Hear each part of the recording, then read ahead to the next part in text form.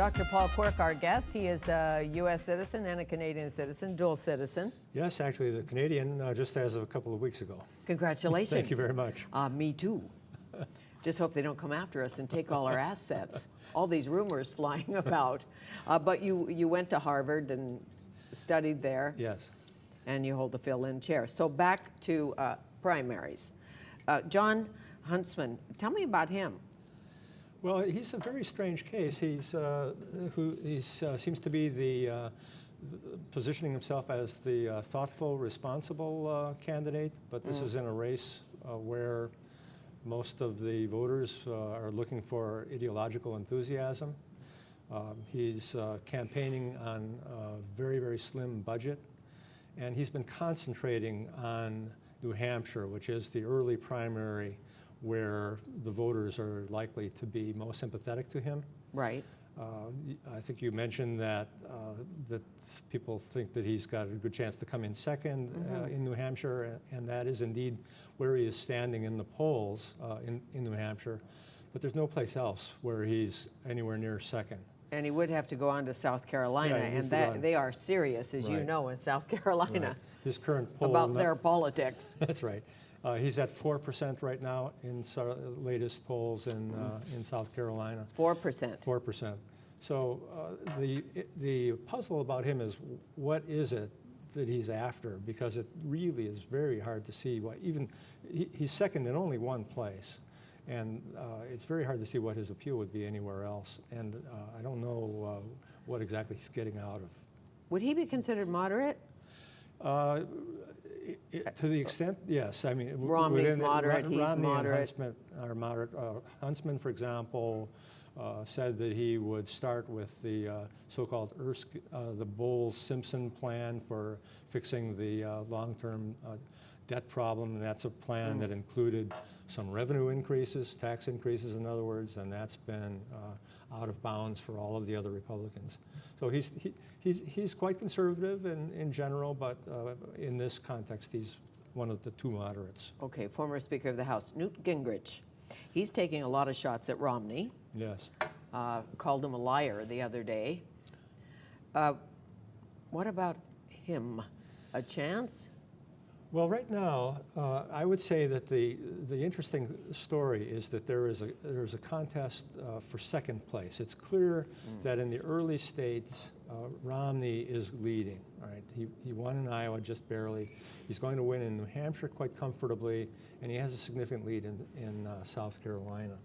Right now, Santorum and Gingrich are essentially competing for second place, and they're very close. If you put in both New Hampshire and South Carolina, they're quite close to each other. So Gingrich is someone who has a lot of talent, and he has a lot of support. He's good at raising money.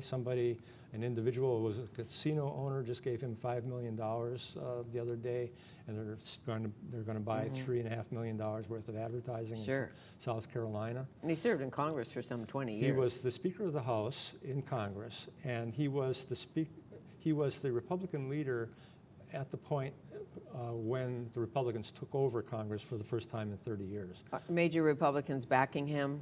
McCain or anybody? Or McCain no, going to Romney? For the most part, the leading Republicans are backing Romney. So the trouble with Gingrich is he's got big negatives. And one of them is that there actually have been congressional campaigns, midterm election campaigns, where the Democrats were campaigning about Gingrich, right? I mean, he was the symbol, of kind of a extreme and thoughtless conservatism. He was the kind of main guy behind the Clinton impeachment, which was not popular. But then, since in this race, at this point, he has a bunch of negatives as well. Ron Paul put on an ad about him that described what they called serial hypocrisy.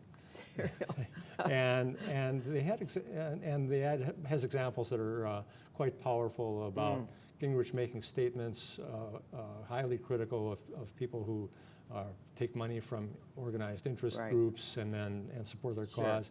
And Gingrich had got $1 million from Freddie Mac, the big mortgage company. Sure. So if or when it gets dirty, Well, they've already it's laid out. Actually, it's already Already they've gotten dirty. Yeah. So Ron Paul, he's a U.S. congressman currently, right? Yes, from Texas. Served some 20 years in the House of Representatives, so he's got some legs. Anti-gay, pro-gay, anti-abortion. Where is he on all of that? Well, the key thing is that he is mostly libertarian, although he is against abortion. I'll tell you a striking fact about Ron Paul. There are really good statistical measures of individual members of Congress's ideological positions. Right? Ron Paul is the most conservative member of Congress, of the House of Representatives, that is, since 1937. Since 1937. Right, he has the most conservative score. I see. And so he votes Before our against, Tea Party was invented. before the Tea Party was invented. He votes against just about every budget, every appropriation, and is for abolishing most of the federal government. Okay, and Rick Santorum, obviously against same-sex marriage, against abortion. Right.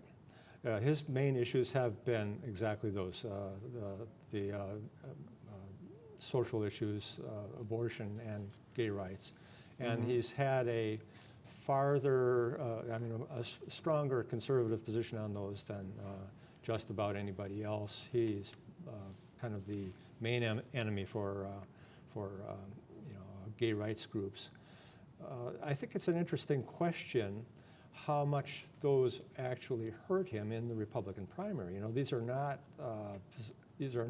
so he might be further out on abortion and gay rights than would be a good idea in the general election, but in the primaries he might be okay with those positions. Okay, and the pool of evangelicals will tell the tale. How powerful are they will be the question. Yeah.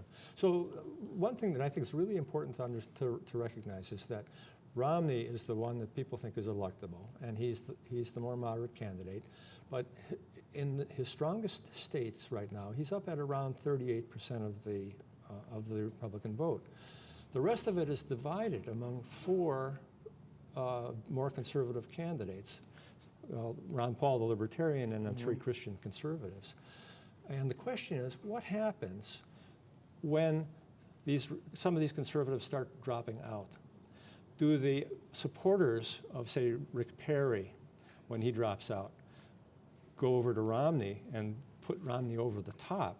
Or do they start coalescing behind another of these conservatives? Sure. Well, you'll have to come back because we must talk about President Barack Obama and the Chief of Staff, quit yesterday. Right. So new Chief of Staff in the White House. Lots to do. Thank you very much. Thank you. Nice to see you. Nice Dr. to see Paul you. Quirk, fill-in chair in U.S. politics and representation at UBC.